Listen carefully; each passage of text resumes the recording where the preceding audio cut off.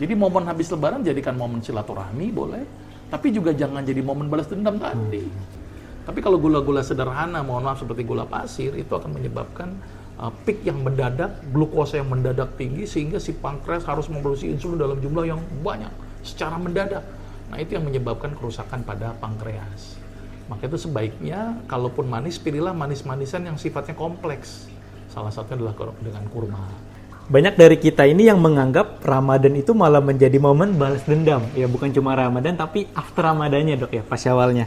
Nah, menurut kacamata medis dan tuntunan Al-Quran, seberapa bahaya tren overeating ini bagi metabolisme kita dok?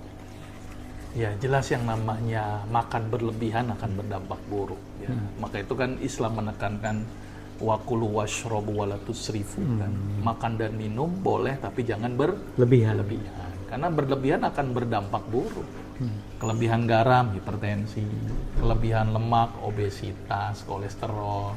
Ya kan? Terus kelebihan gula atau garam, diabetes. Gitu kan? Jadi segala sesuatu yang berlebihan tetap berdampak buruk. Maka itu jangan berlebihan. Termasuk ketika setelah Ramadan, harusnya ya, Ramadan sebagai ajang latihan, dan menjadikan juga pasca Ramadan sebagai ajang untuk meneruskan latihan itu. Harusnya kan begitu. Kan dilatih, diterusin gitu loh. Dengan kebiasaan-kebiasaan yang baik. Puasanya lanjut Senin Kamis minimal, Yaumul Bid gitu ya. Jangan malah makan jadi tambah ragu. Apalagi mohon maaf pas lebaran makan full. Akibatnya malas tuh puasa Syawal. Kalau belum rendang sama opor habis, udah puasa-puasa kita kadang-kadang. Nah, harusnya itu dilanjutkan.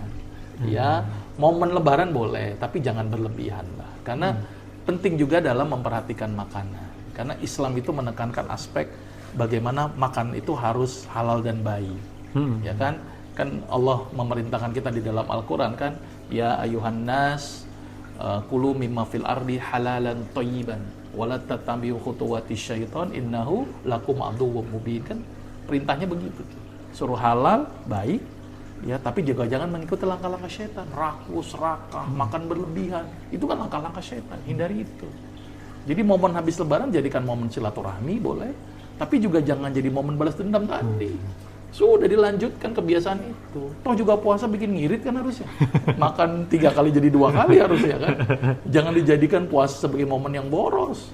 Makannya jadi lebih banyak gitu kan. Harusnya puasa ini menjadi momen untuk latihan tubuh. Kesempatan nih makan dikit-dikit gitu. Jadi jangan tadi balas dendam.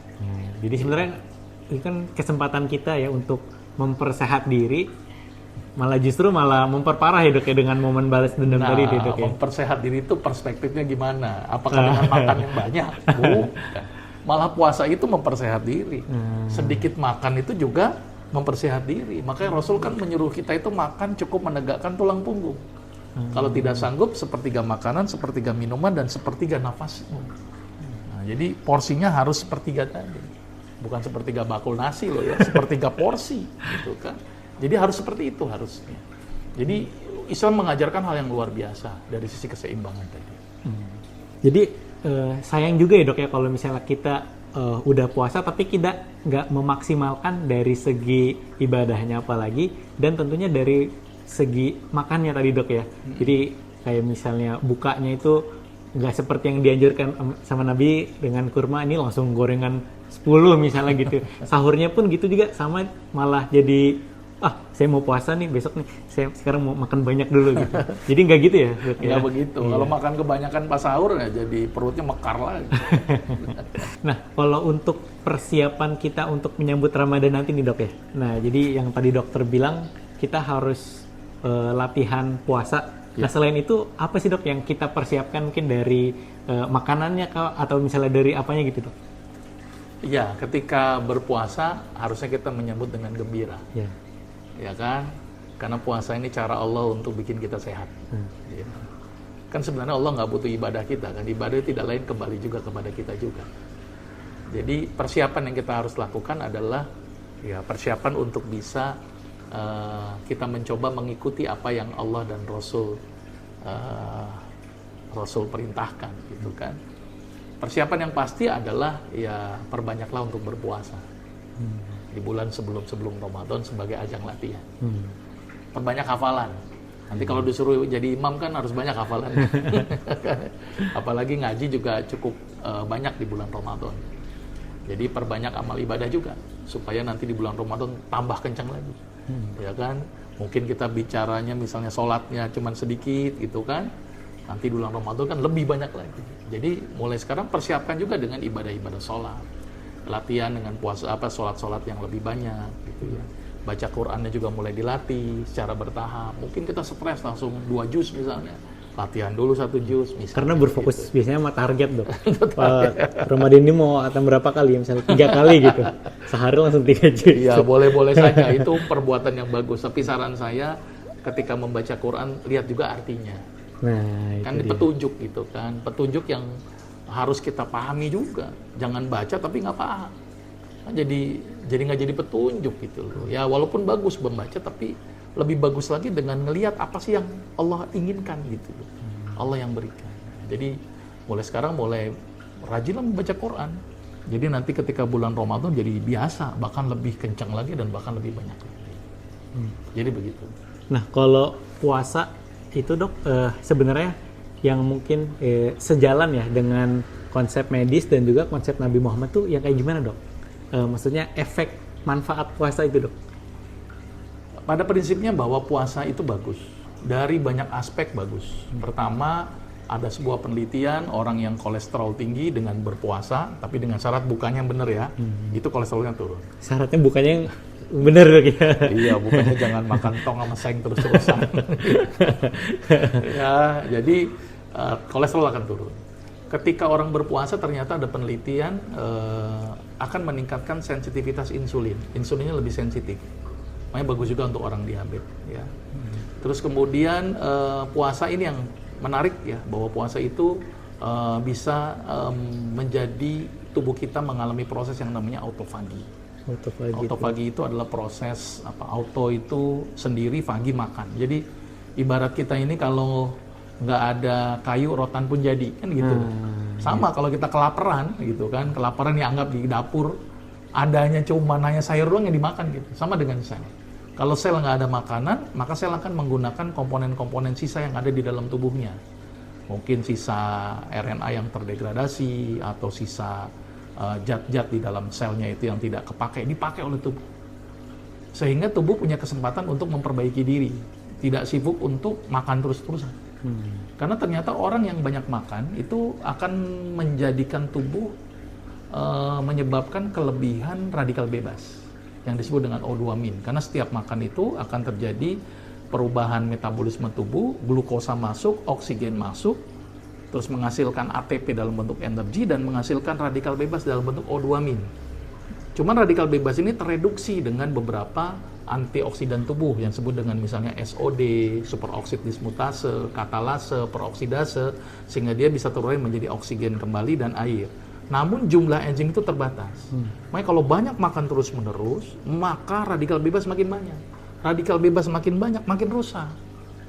Nah, itu yang terjadi. Makanya kenapa orang yang banyak makan, risiko juga tuh menyebabkan timbulnya kanker juga. Karena radikal bebas menyebabkan kerusakan pada sel. Kanker benar-benar kanker dan kantong kering karena makan terus-terusan kan gitu kan. Makanya jangan terlalu banyak makan. Ketika tidak makan, maka radikal bebas sedikit, enzim antioksidan naik, dan satu lagi autofagi tadi. Maka itu sel menjadi lebih sehat. Maka itu orang yang sedikit makan itu biasanya selnya jadi lebih baik. Maka itu puasa itu bisa dijadikan banyak aspek pengobatan. Jadi terapi kesehatan juga dok ya puasa luar itu? Biasa, puasa itu keren banget. Apalagi puasa Daud, wah itu mantep itu. Jadi habis Ramadan, Syawal Daud, wah keren itu. Masuk surga insya Allah. Nah, untuk berbuka puasa sendiri dok, nah kita balik lagi ke buka puasa dok. Kan kalau kita tuh biasanya berbukalah dengan yang manis-manis. Nah, biasanya budaya di Indonesia ini, itu kan biasanya pakai kolak lah, es buah, atau segala macam lah yang manis-manis. Nah, itu menurut perspektif medis sendiri gimana dok? Berbuka dengan yang manis-manis seperti itu? Saya tidak tahu ya dasar hadis yang manis-manis itu apa ya. Tapi yang sepengetahuan saya hadisnya berbuka dengan kurma ya. Tapi kalau yang manis-manis saya belum tahu ya. Mungkin saya perlu update kali ya. Tapi sepengetahuan saya adalah dengan kurma. Jadi kalau manis terlalu berlebihan, apalagi gulanya itu gula yang sederhana, gula yang menyebabkan lonjakan glukosa naik, itu dampaknya insulin jadi kerja berat. Ya, insulin kerja berat jadi akan menyebabkan beban yang meningkat pada pankreas. Maka itu terlalu banyak manis itu punya potensi menyebabkan timbulnya diabetes. Makanya kenapa kau pakai kurma? Kurma ini menarik. Kurma itu kan tidak hanya glukosa yang tinggi, tapi dia juga ada unsur seratnya. Jadi rilis glukosanya nggak bikin insulin langsung peak. Jadi bagusin itu karena ada unsur serat. Gula yang terikat dalam serat. Atau gula buah kan. Gula buah itu tidak menyebabkan timbulnya peaknya insulin. Tapi kalau gula-gula sederhana, mohon maaf seperti gula pasir, itu akan menyebabkan peak yang mendadak, glukosa yang mendadak tinggi, sehingga si pankreas harus memproduksi insulin dalam jumlah yang banyak, secara mendadak. Nah itu yang menyebabkan kerusakan pada pankreas. Maka itu sebaiknya, kalaupun manis, pilihlah manis-manisan yang sifatnya kompleks. Salah satunya adalah dengan kurma. Atau dengan madu. Madu itu bagus sekali, tidak menyebabkan peaknya si insulin, produksi terlalu banyak. Jadi dia slow release dikit. Jadi insulinnya nggak langsung kaget. Nah, jadi mulai dengan kurma atau dengan madu. Nah, jadi sesuatu yang paling bagus adalah sesuatu yang alami. Nah, mendingan ke alami, ya gitu ya. Karena kalau terlalu sintetik, pertama memperberat fungsi tubuh, yang kedua menyebabkan tubuh terlalu kerjanya berat, gitu ya. Boleh sih makan kolak, tapi saran saya nih kolaknya pakai madu, wah keren itu, ya kan? Atau pakai kurma, kan enak tuh. Kolak kurma dok, ya. boleh, bisa dicoba tuh. atau misalnya jus buah, ya kan? Buahnya jangan pakai sintetik, pemanis sintetik, pakai pemanis alami aja. Madu kan obat, ya kan? Jadi madu udah jadi obat, kurma juga bagus. Puasanya juga obat ya? Iya, jadi saya tidak melarang makan kolak, gitu kan. Tapi pilihlah pemanis-pemanis yang aman, itu jauh lebih baik. Nah tapi kadang suka ada apa ya? Oh ini kayaknya madunya madu palsu nih. Atau misalnya si kormanya biasa tuh kan kalau di pinggir-pinggir jalan, kadang si kormanya tuh udah lembek banget, kayak udah lama gitu. Itu gimana dok? Harus kita milah-milahnya dok ya? Ya pertama harus milih yang asli, yang baik gitu ya. Tapi kadang-kadang gini, konsep paradigma itu yang menyebabkan kita lari dari yang alami. Saya ngomong madu, takutnya palsu. Gula pasir jelas-jelas palsu dimakan, jadi nggak bener. Makanya saya sering bilang bahwa sepalsu-palsu madu, sepalsu-palsu kurma, ini sepalsu, walaupun ini tidak saya rekomendasikan gitu kan, itu lebih baik daripada yang sintetik. Gitu kan. Saya khawatirnya kita malah jauh dari kurma, jauh dari madu, gara-gara stigma palsu. Palsu itu. Tapi gula tidak dianggap palsu, karena jelas-jelas palsu, misalnya begitu. Nah ini yang jadi masyarakat jadi nggak minum madu, nggak minum kurma, minumnya gula. Jelas-jelas yang palsu dipilih, ya itu jadi masalah. Jelas-jelas yang lebih nggak sehat itu ya. Oke. Kira-kira begitu. Siap. Terima kasih banyak dokter. Masya Allah, ini semoga teman-teman bisa mengamalkan ya ilmu-ilmu nih untuk persiapan bulan Ramadan nanti. Nah, buat teman-teman juga yang mau lebih tahu lebih lanjut hadis-hadis tentang kesehatan, bisa menggunakan Al-Quran Medis ini. Untuk info lebih lengkapnya teman-teman bisa kunjungi www.qurancordoba.com. Dokter, terima kasih banyak dok. Ya. Semoga dalam keadaan sehat selalu dan juga puasa kita lancar dok. Insya Allah. Sekian, assalamualaikum warahmatullahi wabarakatuh. Waalaikumsalam warahmatullahi wabarakatuh.